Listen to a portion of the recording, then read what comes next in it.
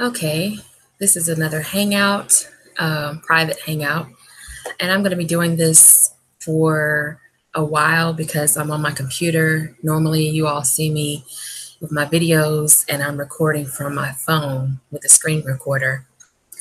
There are several recorders, MobiZen, which I learned from Lisa Cabrera, as well as DU Recorder. So just check out your Apple Store or Google Play Store to see what kind of screen recorders you'd like to use that suits you best. I prefer DU screen recorder because you can edit the videos on your phone, so it's very integrative. But anyway, just for a little tech background. Good morning, everyone. This is Nicole Ali. I hope that you're having a great day. It is Tuesday, August 7th, 2018, and I'm coming to you with a science video. As you can see from the title, they have now grown lungs and transplanted them into pigs. So this comes from evolutionnews.org. It was published August 6th, and there's a little picture of a pig. Looks like Wilbur from Charlotte's Web. So for a little background, you all know I'm from the South, and people are known for raising pigs, and or the stereotype is that, Southerners love pigs, right? Which is not true, but a lot of us do have or have had pigs or livestock on our land, or been at least in close contact with pigs at fairs and different events. So anyway, my great-grandmother and my grandmother had hogs, had pigs, and one thing I remember just witnessing myself was that, pigs have a pretty strong immune system and a strong gut, which I think is what prompted them to be used for a lot of research purposes, such as the development of synthetic insulin for diabetes patients. And I believe also for those who have thyroid issues as well. So in this study, they have used pigs, and using pigs, as I just mentioned, them having a stronger immune system, I think that was one of the main reasons, because for transplantation research, you need an animal or a subject with a strong immune system to do the study.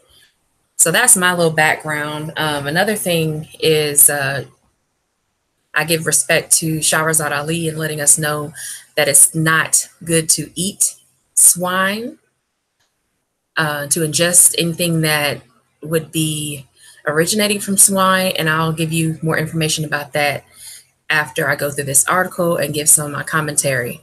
Now, I also have to give a shout out to Lisa Cabrera, because she mentioned that, back in the day, pigs were used as trash collectors. We didn't have landfills. They were used to eat the trash. And I remember that as well. We would throw apple cores, banana peels, whatever we didn't eat, throw it in the trough, and the pigs would come and eat out of the trough. They called it slop, which was everything: potato peels, anything you had in your kitchen, eggshells, anything, they would eat it.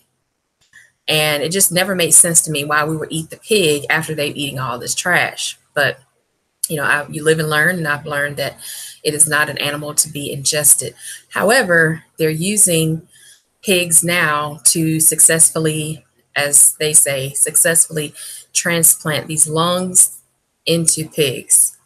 And since there's a human shortage of tissues, they're determining that harvesting vital organs such as lungs — you cannot live without lungs — and they're saying that harvesting those vital organs from the cognitively disabled as a form of euthanasia. This is it's monstrous and would break every solemn promise made to the public about transplant medicine. So the main issue with transplantation medicine is you have a transplantation rejection where the subject or the recipient of the transplanted tissue begins to reject the tissue. So there's a lot of skepticism and criticism for doing this. They're saying here that this procedure can be adapted for humans with bioengineered lungs grown from a patient's own cells, such as stem cells, and that could reduce the risk of organ rejection and slash the wait time for organ transplants. Currently, there are about 1,500 people in the US waiting a lung transplant, and the average wait is a few months. So, in the meantime, they're on ventilators, probably in intensive care units, awaiting those precious tissues to be transplanted. And there's no guarantee, even based on blood type matches, that it will be accepted, the recipient will accept the new tissue. So they have here a long road ahead. And although they have they've been able to develop these bioengineered lungs and put them into pigs, the same kind of research efforts are being made with kidneys, hearts, and other organs. It's still a long road ahead, but if this research proceeds to clinical practice, countless lives could be saved without compromising transplant ethics. So they talk about the stem cell controversy that occurred during President George W. Bush administration, and they are using his words to profess the success of these of them transplanting these organs. I don't have the article, the research article itself. I try to find that, but I have links in the description box for this article. And I also have a couple of other articles related to the same subject. This one comes from sciencealert.com. It's in the description box as well. Lab-grown lungs have been successfully transplanted into living pigs. They say here a biotech breakthrough. I don't know.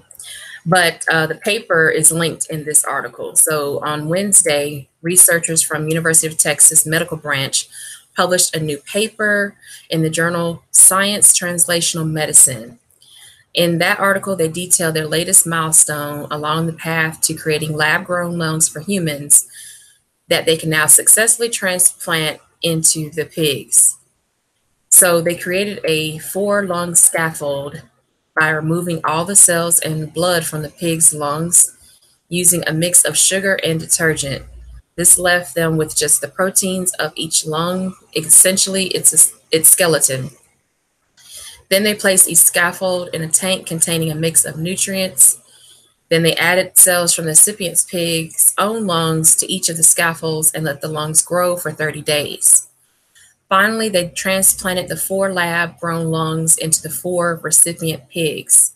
So each pig they transplanted into had 1 lung that was the host, which is the pig's own lung, and the other lung was the transplanted lung, so that if the transplant did not take, the pigs could still survive. Within 2 weeks, the transplanted lungs had already begun to establish the robust networks of blood vessels they need to survive. During 2 months of post-transplant observation, the research found no signs that the animal's immune systems had rejected the new lungs. That goes back to what I was saying earlier. Pigs have a very strong immune system. Even when I was younger, my great-grandmother, my mother told me about my grandmother and great-grandmother, which is my mom's grandmother, that she had a hog that got bit by a snake in their yard. And I think it was a king snake, if I'm not mistaken, or a copperhead. Well, he got bit by several things. He liked to rummage in the woods, but he would get out the pen and run into the woods and just rummage around. He thought he was a dog. So he would chase cars and all, the whole thing. And he got bit by a snake. The only thing that happened was that his neck swelled up. He laid around for a few days. He would rummage around in the field, and I think he was eating like mushrooms and different plants. He knew what to eat to make himself feel better. And she said by the end of the week, he was up running around again, no problem. So they have a very strong immune system. And that goes back to why they have probably used these animals and in this research. Another thing is that pigs have a similar tissue type to humans, and that's why they use them as well for human related research. But aside from that, I also have to look at the diseases.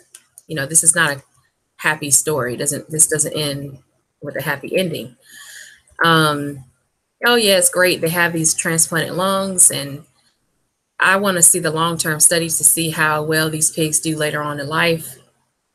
If they are able to run free, you know, to see how they do out in nature for real, not a laboratory setting that's controlled. So these are all the diseases. This comes from a website called thepigsite.com. And they show all the diseases that are related to um, pig, hog, and swine. And as you can see from A to Z, there's a very, very long list of diseases, and you may be familiar with some of them. But yeah, just not very good as far as the things that you could get from them or the things that they carry. So we have to be aware of this and not think that this is an excellent discovery that they've made, or an excellent, you know, as they said here in this article at the top. Let me go back. Like they say here, a biotech breakthrough. Oh, it's awesome. It may not be that awesome, but I I would like to think that there are other alternatives to transplantation medicine besides using the lungs and transplanting them into pigs.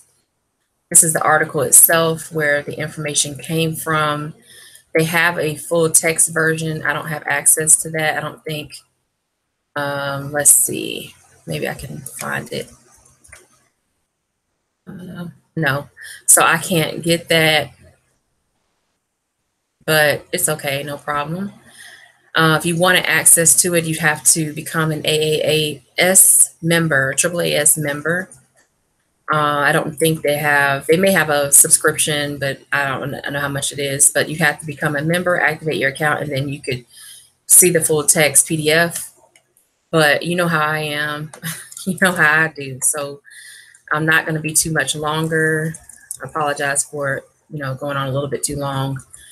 But I just put the title of the article into Google. I go to Google Images here, and you see everything you need to know. So here's the lung in a compressed chamber, and it's sterile, and they're pumping different gases into it to test the efficacy of the lung. Here's how they created the scaffolds.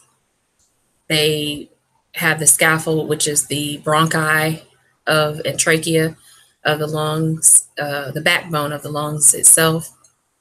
They have the cell isolation and differentiation, followed by expansion of these cells. The cells assemble themselves.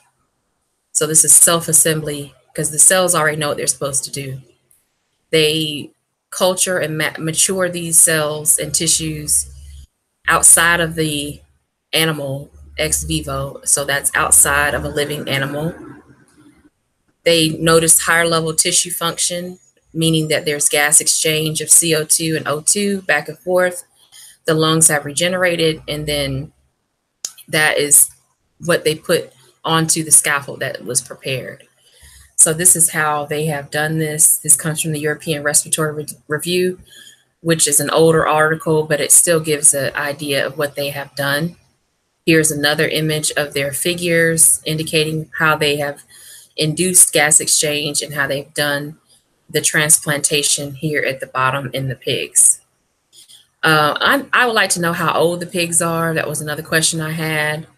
If the pigs are young, it doesn't really match what you would see in a human because I've never seen children getting lung transplants. I could be wrong, but it's just not something you normally see. Here's more of their data here. So yeah, you all let me know what you think in the comment section. Maybe I'll do a follow-up video on this and many other science subjects. And I'll talk to you in the next one. Peace, family. Have a great day.